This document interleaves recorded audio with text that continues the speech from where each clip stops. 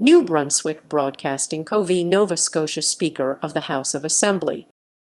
Background: New Brunswick Broadcasting Company, carrying on business under the name of MIT, had made a request to film the proceedings of the Nova Scotia House of Assembly with its own camera, or one provided by the Speaker. However, the Speaker refused television cameras in the House, citing parliamentary privilege. New Brunswick Broadcasting Company commenced a proceeding in the Supreme Court of Nova Scotia Trial Division against the appellant, seeking an order allowing MIT to film the proceedings of the House of Assembly with its own cameras, or by the Speaker providing full television coverage to all members of the television media or otherwise. The Speaker joined issue. The Canadian Broadcasting Corporation was joined as a plaintiff at the corporation's request, and MIT subsequently withdrew from the proceedings. The courts below. Nathanson J. of the Trial Division granted the plaintiff's claim and ordered. The plaintiffs had a right of access pursuant to S. 2 of the Charter. Such right of access is limited by the privileges of the House of Assembly, reflected in rules which shall infringe freedom of expression as little as possible. The House of Assembly or the Speaker on its behalf shall develop such rules. The court will retain jurisdiction to judge the timeliness of the actions of any of the parties and the reasonableness of the rules adopted. The court reserves the matter of costs. The Speaker appealed to the Supreme Court of Nova Scotia Appeal Division. In a 3-2 decision, the appeal was dismissed, but the last 4 paragraphs of the order were struck out.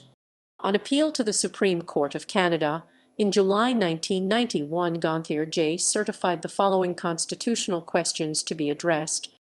Does the Canadian Charter of Rights and Freedoms apply to the members of the House of Assembly when exercising their privileges as members?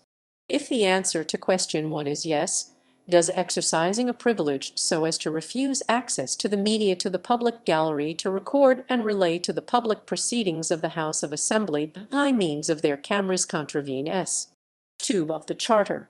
If the answer to question 2 is yes, is such a refusal a reasonable limit prescribed by law as can be demonstrably justified in a free and democratic society, pursuant to S.1 of the Charter? At the Supreme Court, in a 6-2 decision, it was held that the answer to question 1 was no, and it was unnecessary to answer the other 2 questions. McLachlan J. as she then was found that, although the tradition of curial deference does not cover all activities of a legislative assembly, it includes the privileges of legislative assemblies. This right is necessary to the functioning of that body and should not be set aside lightly. In addition, the majority agrees that the Charter of Rights and Freedoms does not apply to the House of Assembly's privilege because the privilege, including the rights to exclude strangers, is part of the Constitution of Canada. The preamble to the Constitution Act 1867 states that the Constitution's intention is to establish a constitution similar in principle to that of the United Kingdom. Thus, parliamentary privilege cannot be negated by another part of the Constitution. Furthermore, the Constitution of Canada in Section 52(12) of the Constitution Act 1982 is not meant to be exhaustive, and unwritten convention can be part of the Constitution. Concurring opinions. Dissenting opinion. In dissent, Corey J. argued that the exercise of privilege falls under Section 32 of the Charter and is subject to court's review.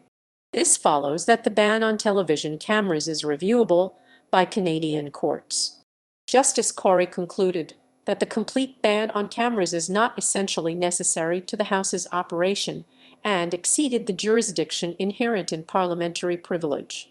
This follows that the infringement of Section 2 of the Charter of Rights and Freedom is not reasonable within the context of Section 1.